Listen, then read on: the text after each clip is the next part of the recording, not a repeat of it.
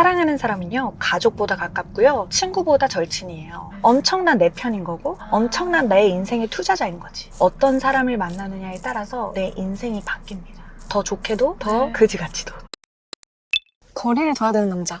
약간 이런 남자는 제발 만나지 마. 특징 3가지 정도 뽑아주시면 좋을 것 같은데. 나는 우리 다정이들이 이런 사람을 만나고 있다면 이별을 결단했으면 좋겠는 유형은, 첫 번째는 나를 통제하는 사람인 것 같아. 왜냐면 우리가 20년이라는 세월을 쌓아오고 성인이 됐잖아요. 그러면 어느 정도 내가 생각하는 정답들이 축적되어 있어요. 그리고 나만의 스타일도 쌓아갈 거고, 나만의 스타일을 만들어가는 그 중요한 때에 나를 옥죄고 통제하는 사람을 만나잖아요. 그러면 성격도 변하고, 나의 패턴도 변하고, 나의 사고력도 변해. 예를 들면 우리가 이혼승격 캠프를 보면 매사에 너가 잘못됐다고 하거나, 너가 하는 일을 통제하고, 너가 하는 일을 고깝게 여기거나 아주 평가절하하는 부인들이 있어. 그 남편들 얼굴 보잖아요. 포동포동 하셨는데 살이 홀쭉하게 빠지고 다크서클이 요만큼 내려와 있어. 나의 삶을 꾸리는 시간을 통제하려고 하는 사람 있죠. 너 이따 퇴근해야지, 왜 퇴근 안 해? 너 주말에 일 안 하는 게 당연하지. 너 친구들 너무 많이 만나? 너 술 너무 많이 먹어? 이렇게 본인이 세상을 바라보는 시각으로 나의 세상까지 맞춰갔으면 좋겠는 사람들이 있어요. 그 사람이 바라보는 세상이 내가 바라보고 내가 살고 싶은 세상이 아니라면 인연이 아닌 거야. 결단해야 돼. 내 세상은 내가 바라보는 세상으로 꾸려가야 돼요. 결국에는 내가 책임을 지는 게 내 인생이거든. 그렇기 때문에 내가 바라보는 세상대로 사는 게 옳다. 책임도 내가 진다. 술 많이 먹으면 내 건강 안 좋아지고 내가 돈 많이 쓰는 거지. 결국 통제라고 느껴지고 답답하다고 느껴지면 인연이 끝까지 이루어지긴 어렵다. 만나면서 내가 어떻게 바뀌는지 이런 것도 보면 좋겠네요. 맞아. 그리고 인간은 자정효과라고 있거든요. 옳은 것을 볼 줄 알아. 이 사람이 말해주는 피드백이 옳은지 옳지 않은지는 사실 내가 더 잘 알아. 나아지는 옳은 방향은 나도 이해한단 말이야. 그래서 옳은 방향으로 서로를 끌어주는 건 너무 좋아. 그건 통제가 아니에요. 좋은 인간으로 나아가는 길이야. 근데 통제라는 것은 그 사람이 보는 좁은 세상에 날 가두는 것. 그게 통제라고 우리 다정이들이 이해해줬으면 좋겠어. 두 번째는 매사에 부정적인 사람. 우리가 의식주 하잖아요. 밥을 먹어, 잠을 자, 일을 해. 이런 의식주 포함해서 삶을 꾸려나갈 때 매사에 부정적인 사람이 있어. 식당을 가, 맛이 없대, 더럽대, 불친절하대. 의식주에서 먹는 식에서 계속 부정적이야. 그러면 인생의 반할이 부정적으로 살게 되는 거예요. 우리가 출근을 해. 아, 출근하기 싫다. 아, 일하기 싫다. 아, 퇴근하고 싶다. 그러면 또 인생의 반할이라는 시간이 무의미해. 먹는 거에 부정적이고 일하는 거에 부정적이잖아? 인생이 부정적이야. 그러면 내가 갱생시키긴 어려워. 그럼 어떡해? 런해야지.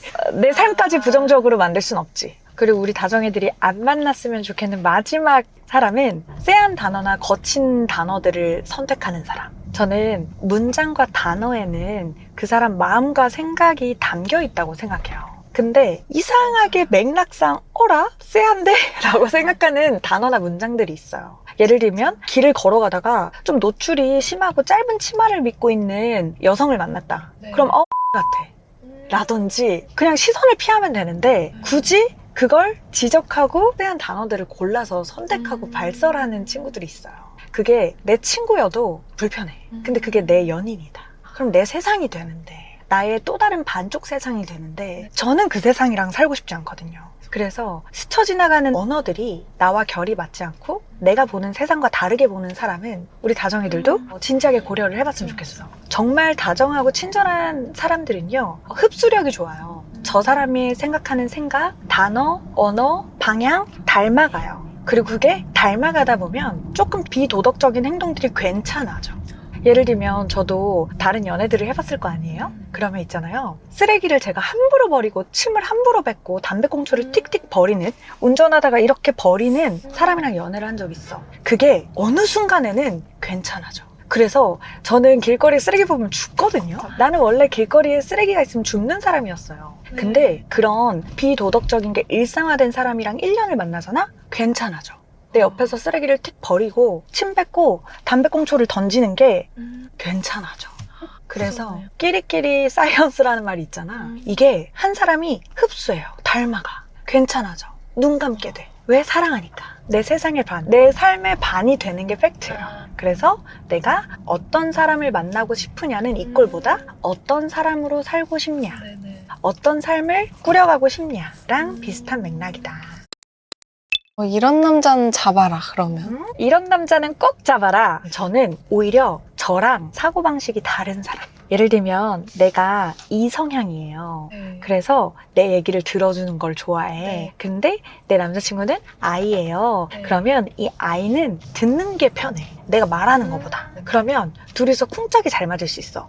그리고 예를 들면 나는 어른들을 무서워하고 힘들어해. 어른들을 대하는 게. 근데 내 남편이나 내 남자친구는 넉살이 그렇게 좋아.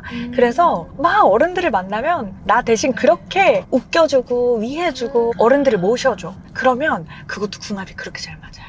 그런 나랑 성향은 다르지만 방향이 같은 사람. 그런 사람들은 엄청난 시너지를 발휘해요. 나랑 다른 쪽을 보고 있어도 큰 맥락에서 나랑 같은 삶을 꾸리고 싶은 사람들이 있죠.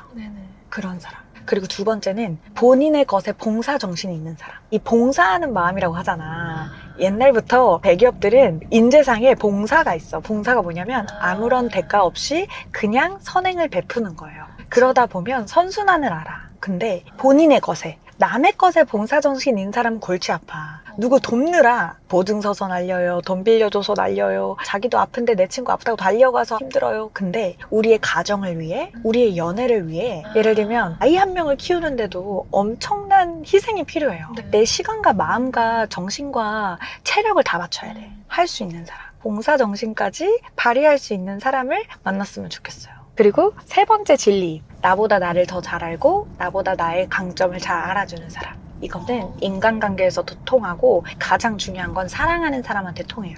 사랑하는 사람은요, 가족보다 가깝고요, 친구보다 절친이에요. 가장 많은 시간을 나랑 나눈단 말이죠. 나의 여백을 다 메꿔주는 사람이 사랑하는 사람이에요. 하워드 슐츠라는 스타벅스 CEO가 가장 중요한 코파운더가 누구였냐고 물으면 자서전에서 와이프라고 해요. 나를 온 맘 다해 믿어준 유일한 사람이래.